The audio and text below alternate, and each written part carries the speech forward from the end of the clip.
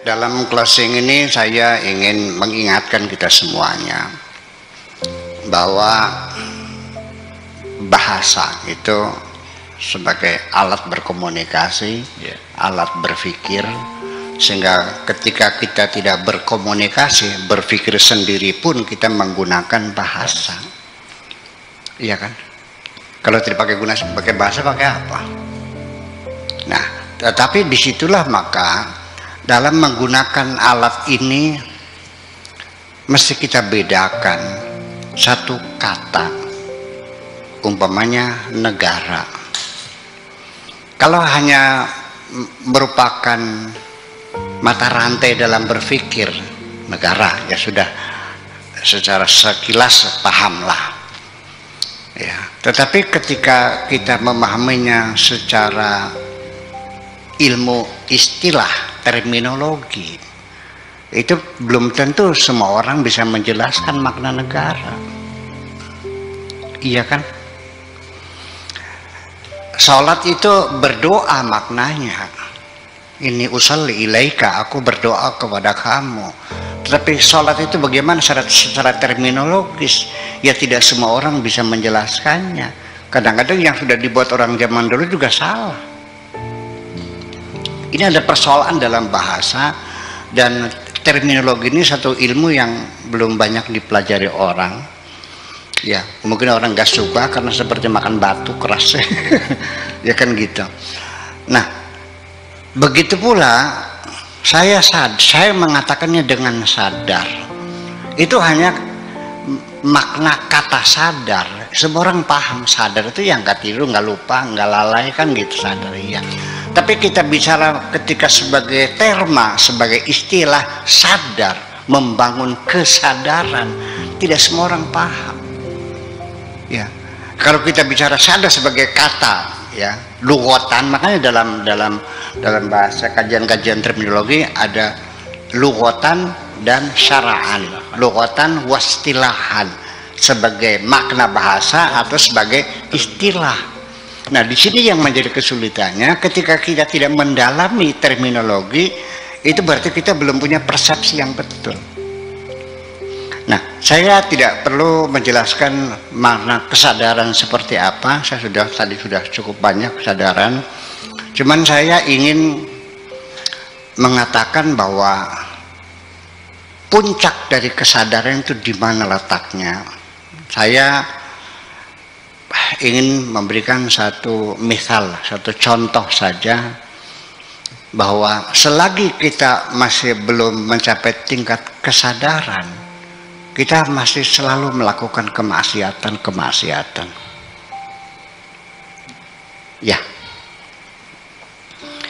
Lalu kapan kita sadar? Mana tandanya orang itu sudah sadar? Sekalipun nanti orang sudah sadar juga masih juga melakukan kesalahan karena kealpaan, karena ketidaktahuan, karena ketidaksengajaan dan sebagainya. Nah, ceritanya begini. Ada seseorang punya warung sayuran lah di rumah, sederhana, ya, untuk melayani satu blok di situ. Setiap hari belanjanya itu Rp5.000.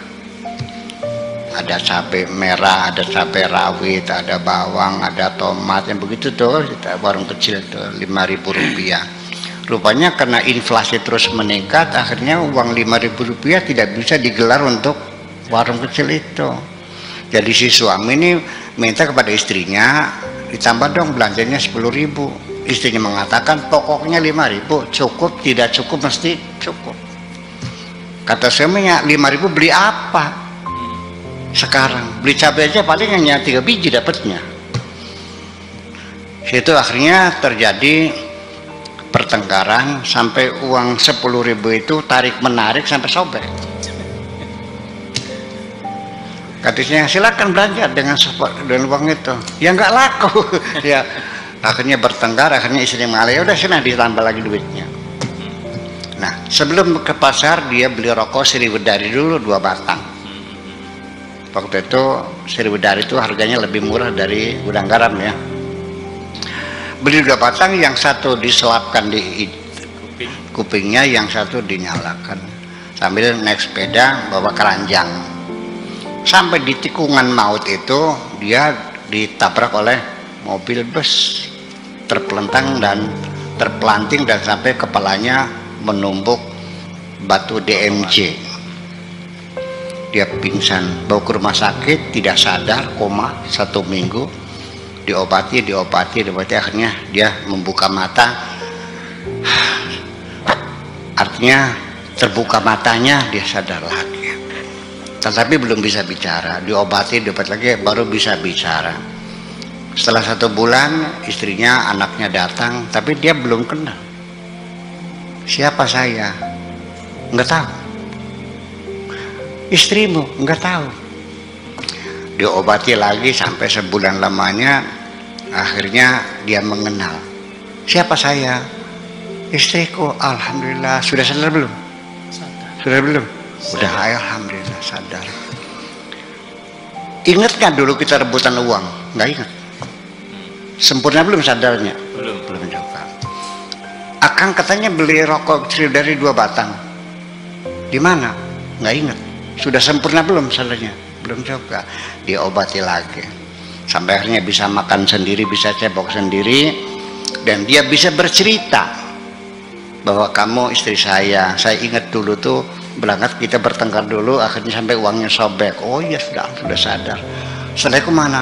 Setelah itu saya beli rokok 1000 dari 2 batang, terus saya nyalakan 1, terus yang 1 taruh di telinga, terus nah setelah itu saya naik sepeda, terus nah itulah bahwa akang nih ketabrak mobil. Sudah sadar belum? Oke, udah. Sampai akhirnya sudah bisa makan, sudah bisa cebok sendiri, sudah kenal. Jadi dokter kan sudah yakin ini sudah sadar. Ya udah, ini biaya rumah sakit ditanggung perusahaan PO. Sudah selesai semuanya. Kalau mau pulang silakan, ambulans sudah disiapkan. Apa bilangnya? Nggak mau pulang. Enak di sini. Kenapa? Enak. Gedungnya putih semua, lantainya putih, spraynya putih, ranjangnya putih, ini putih, yang lain juga pakai bajunya putih semuanya. Pulang enggak? Enggak, di sini aja. Sudah sadar belum? Belum. Kenapa?